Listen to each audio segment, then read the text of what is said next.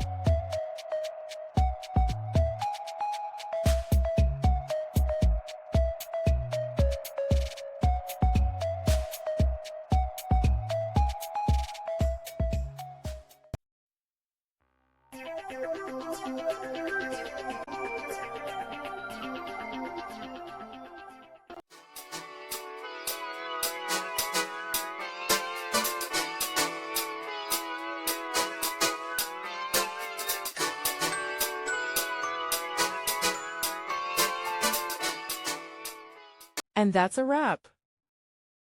I hope you found the answer you were looking for. If you did, take a second to hit that subscribe button. It really helps out.